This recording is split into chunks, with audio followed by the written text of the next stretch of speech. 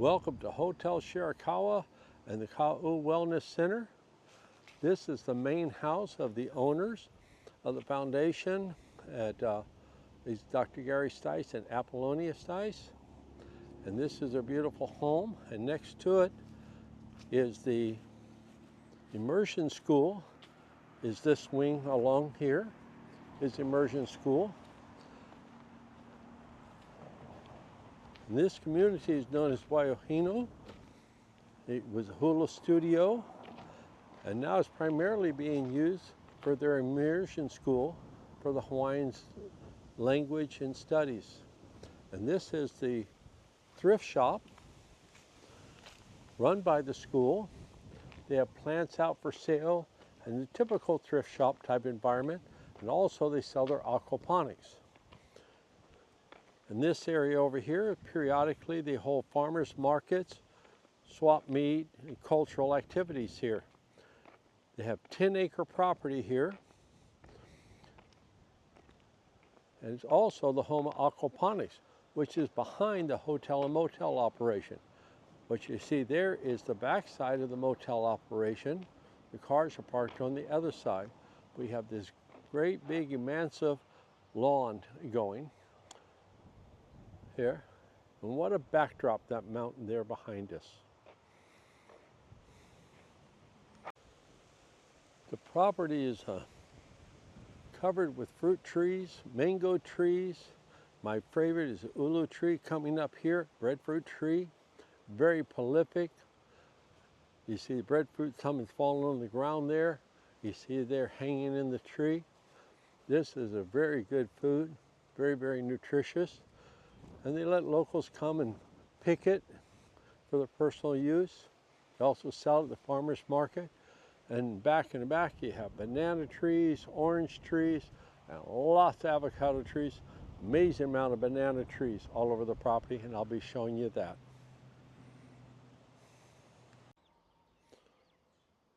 There are several businesses on the 10 acres. One is the Aloha Lash. The island motel rooms are over there. This is the original Hotel Shirakawa. On the bottom currently is the Ka'u Wellness Center.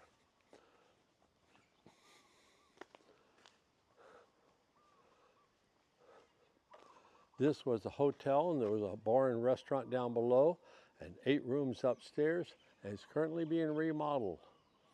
It's very, very nice. Also some doctor's office over here on the side. And this is a pond that's being renovated.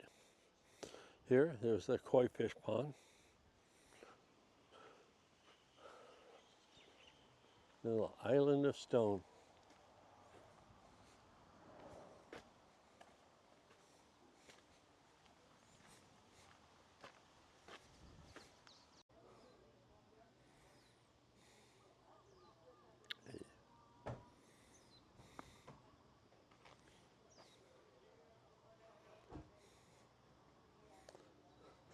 So this is the area. It's a very nice, pleasant area. You got a lot of shade from the trees, which makes it really nice. It's only about an hour drive, hour and 15 minutes to the volcano, which happens to be currently erupting. So you can drive up there in the evening, watch the volcano, have a drink in the volcano hotel, have dinner, and come back down. It's very, very nice. Then we're walking over to the aquaponic area now.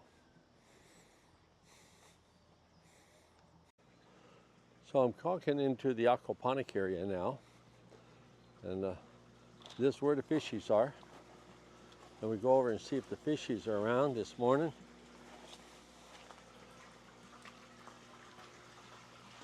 I come walking up here. Anybody interested in saying good morning? Oh, everybody want to go to school, huh? You guys happy guys, huh? Let's see if we can give you some fish, huh?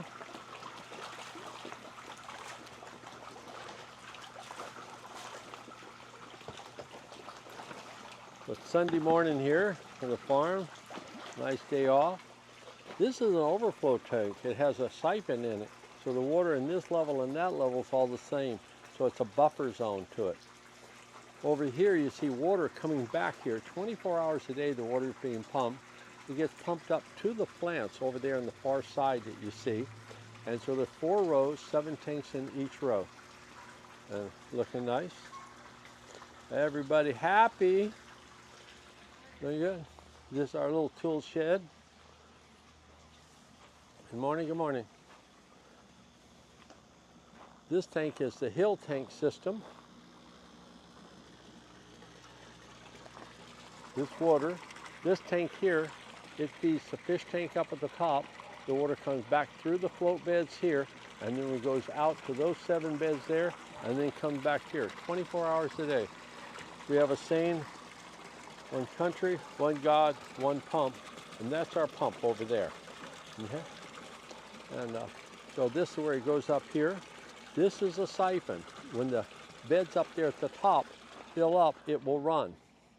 So it takes anywhere from 7 to 8 minutes to fill this up. And you see the water there? That's where the water is now. It'll fill up about to there, and the water will be on the surface. This is all watercress. This was only planted about a week ago.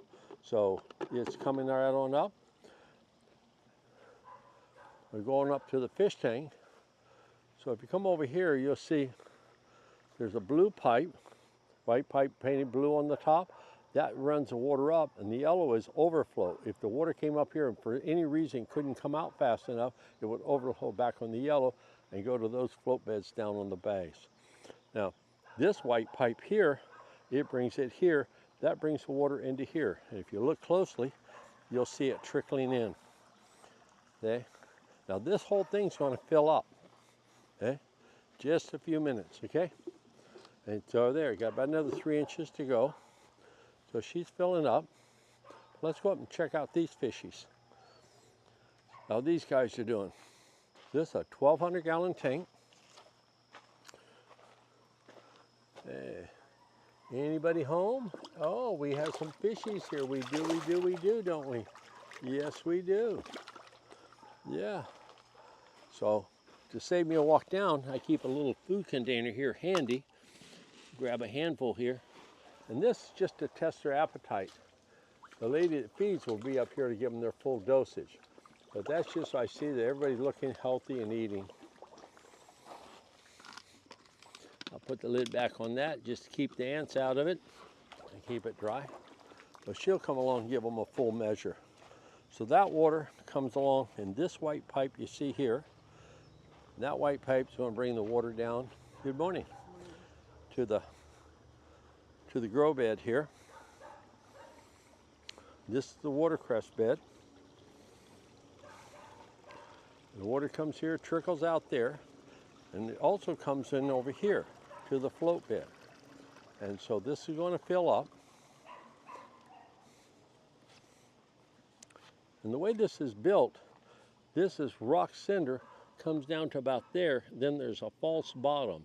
And that's made out of putting a piece of scrap pipe down and then bread trays on top of it. And what that does for you is that it's going to, all the fish poop gets stuck in the rock, it goes down, it fills up, and then it's going to flush down that hole that you see right there. And it will charge out of here. And what takes 8 to 10 minutes to fill up, we'll drain it down in 1 minute. Okay? Now these are float beds. This one just got harvested and they're replanting it now. And you'll see the new plants coming up. Do all kind of herbs and mints and that. This is the onion actually left over from the last harvest. I like it when it goes to seed. Sometimes they're big and gorgeous, 2 inches around and that. But we'll really whack the onions here. Watercress is an all-time favorite. The other one is mint, for mint juleps and that. So we have a lot of bananas here on the farm. You see there, going all the way across. And avocados. If you got good sharp eyes, you'll spot the avocados up there. Okay? And if you don't have sharp eyes, I'll walk back over here for you.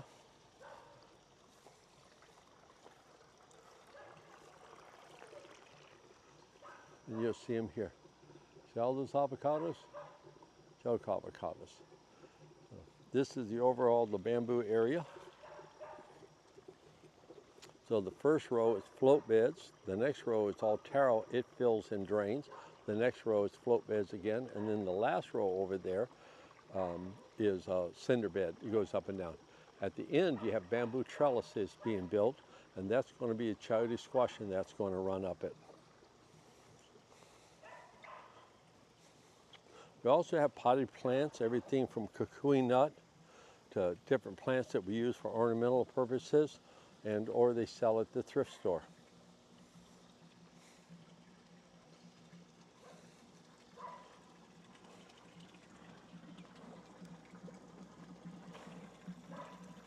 This is an air brake. I'm going to open it up.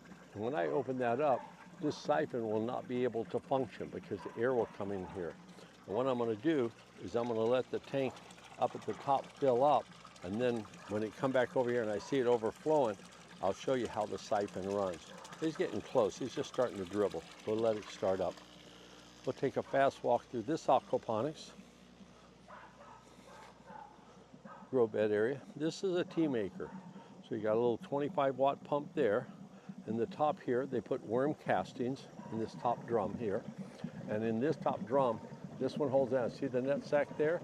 Well, they put in there, the air bubbles up from the bottom. It inflates it all the way up, and then it drains down. So this goes up and down about every 5 minutes. And it just runs on this little air pump here. You see, you got more watercress going there. So this one's going to go up and go down, go up and go down. Okay? And then when they come over here, if they switch this one, if they were to close this one and make tea and go to here, this pumps out. And what that does, it pumps the water out of the drum in there. Using air, it pumps it up like this. Okay? And I put this back on. And then it pumps it into the garden, and then that water goes back to the tank, and the tank goes all the way back up to the fish tank, and it's round robin time. So that's how we pump it out.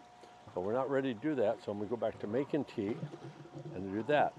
And the making tea, that is pumping this up with an air pump into the bottom of the tank. And so this will pump up through those holes, through that net sack. And we'll put a couple of handfuls of worm castings in there and make compost tea. Okay? So this here taro we just harvested yesterday. You see the cut stems on it. This is lettuce coming up. More taro being planted over here. These are new beds going to be installed here.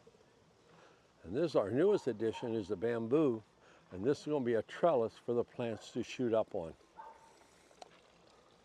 Over here, lettuce, rosemary. Do a lot of peppers, Hawaiian peppers. They're very popular.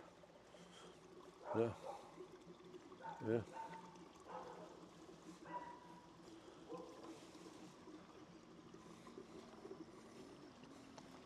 Now these fill up about every 8 to 10 minutes. When I say fill up, you can see the water in here. Now this one just drained down, okay? The siphon just ran, okay? And this one here, it also just ran. I can see the water is down. So, and when I say ran, the blue pipes pump water up to the beds. The green water brings it back. And when it brings it back over here, and it's now draining. And that's what a siphon looks like. The top one is just overflowing, row number 2. That's the float bed there you see. And this one is row number 1. And that's bringing water out at about 3,000 gallons an hour back to the happy fish. Yeah? So if I want to, we'll go back up on the hill. It should be ready to go.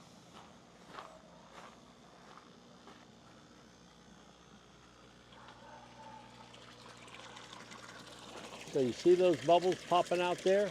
Okay. Now, if I reach over here and I close this air valve, which is normally left closed all the time, if I close that, now the air bubbles coming out will trigger a siphon starting. Okay. And when the siphon starts up, those air bubbles in there, we create a partial vacuum. So it's the bubbles coming out, and this level here is adjusted to be into the inside of that pipe there. Just trial and error. Turn it so it's a 45-degree fitting on a 45-degree angle. Notice you get more bubbles. As it goes, it's going to speed up.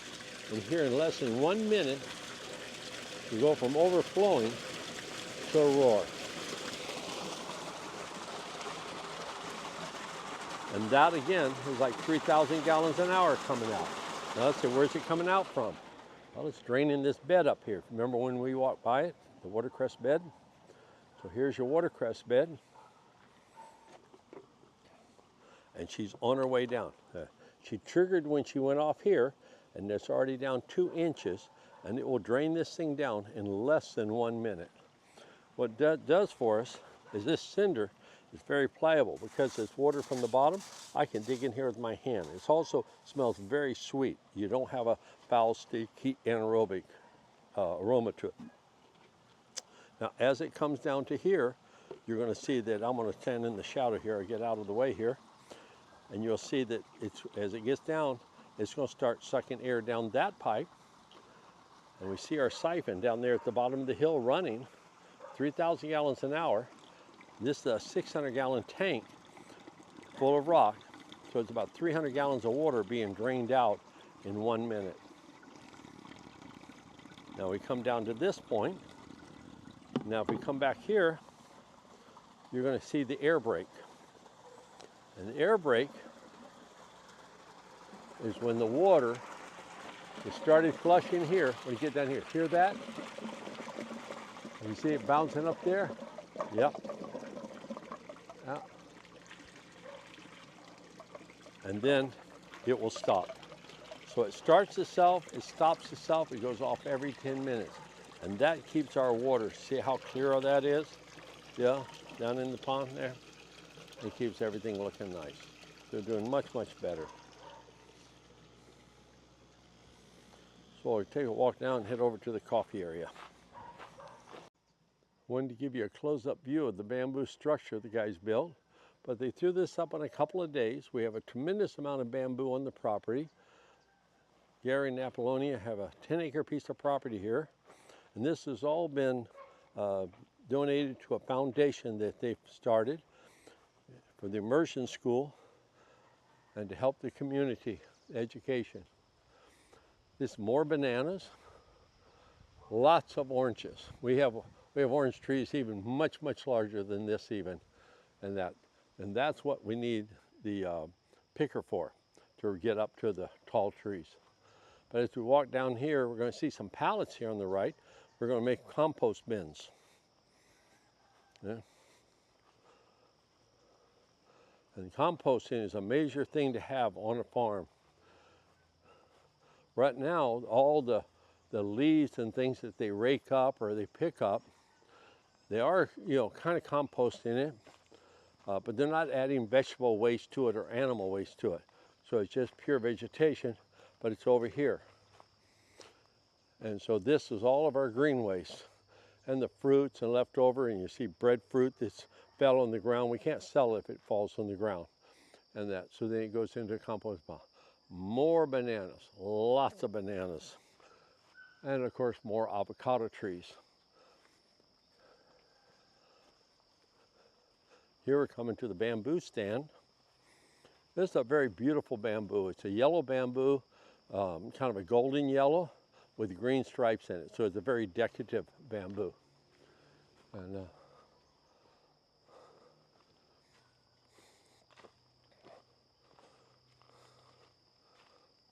but nice shady walk.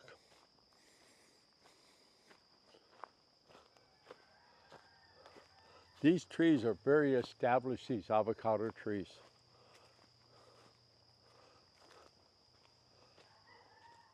But the neat thing is, this is clumping bamboo, so it doesn't take over the world. But you got 1, 2, 3, 4, 5 or 6 clumps of bamboo.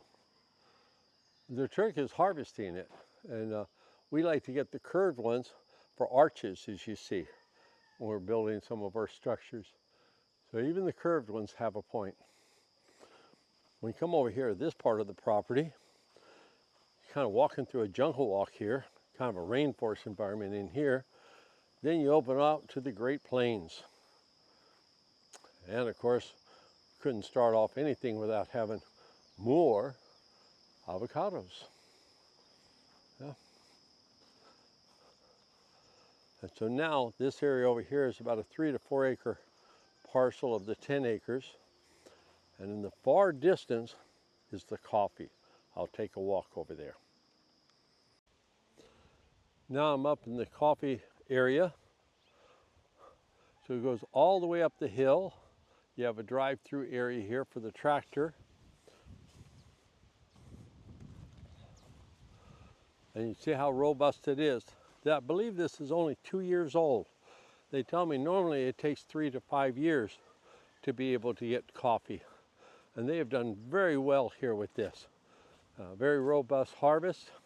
They pulled out like 400 pounds out of this acre and then you finish it all off. You have to pick it, you have to skin it, you have to dry it, then you roast it, and then finally you bag it. But this is what coffee on the tree looks like.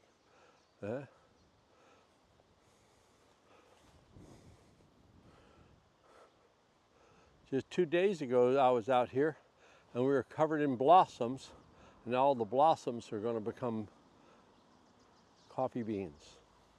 Good fun. They've been picking right on through. So you come through, and when it gets red like this, as you see coming up here, then you're ready for picking. And most of the pickers are paid by the pound to pick. Some farms do it by the hour. So here I got another drive-through coming through here. But these trees were the very first trees. I think I was here 2 years ago when these were little babies, only about a foot tall, 18 inches tall. And look what they've done in 2 years. So we're going to keep right on planting. And this is going to be a full-on coffee plantation. This area called Kau, K-A-U, Kau, here in the Big Island, is very popular for coffee, as is the Kailua Kona, which is north of us. We're at South Point here. But these are all the young plants planted last year. And to see the future, imagine you're going to have 3 times this coming over here in that big open field. And that'll be the future for us. Keep building and growing. You got a heck of a water conservation area up above us, and there's the cattle farm all the way on the top. And we have the water runoff coming down here. So this can be a very gorgeous area, very robust and healthy. I think somebody told me about 2,600 feet, not Elu. So it's nice and cool here in the evenings.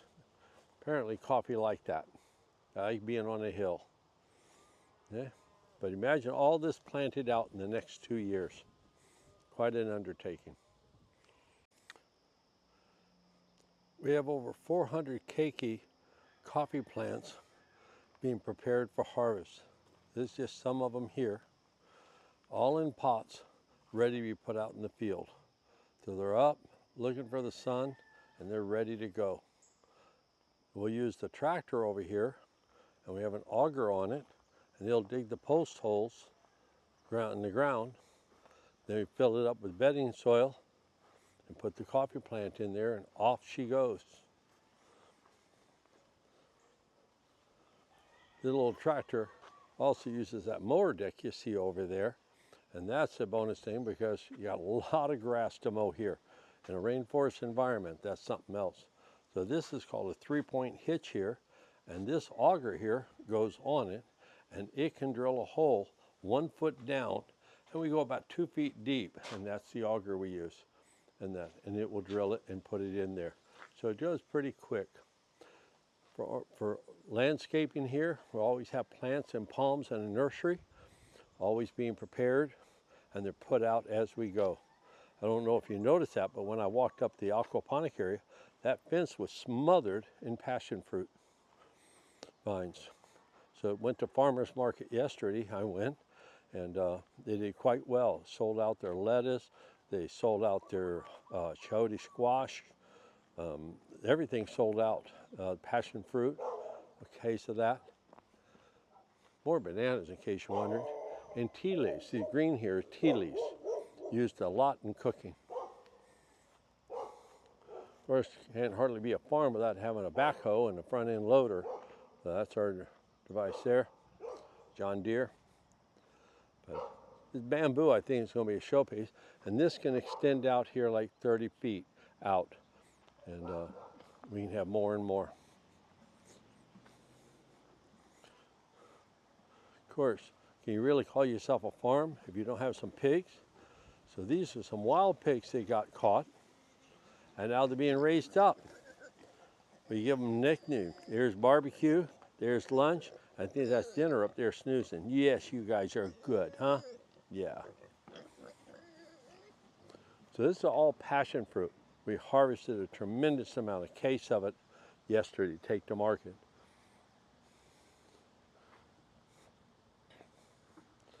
Oh, it's a beautiful setting. It's a very nice, affordable hotel, to stay in. And that the old hotel, when it gets finished up, it's going to be a classic. So hopefully in another year we'll have that done. And I was talking about the passion fruit. It's growing up and over the fence here, and up over the tarp. I'll give a close up here of it. This is a little small one. It's really big, plump, and juicy. We took all the really delicious ones yesterday. Here's a green one here. That's going to be a really nice one there. Yeah? Keep my eye on that. So you have a lot of elbow room here with 10 acres. And the goal is for the foundation to be self-supporting educational facility. Anyway, I'm Captain Glenn Martinez, doing this on behalf of Dr. Gary Stice and his wife Apollonia. Known them for over 50 years here in Hawaii. He was my college professor, about 75 to 76, 77, oceanography and geography. So we go back a long ways. Yeah, but it's just really nice. Leave my farm and come visit his farm.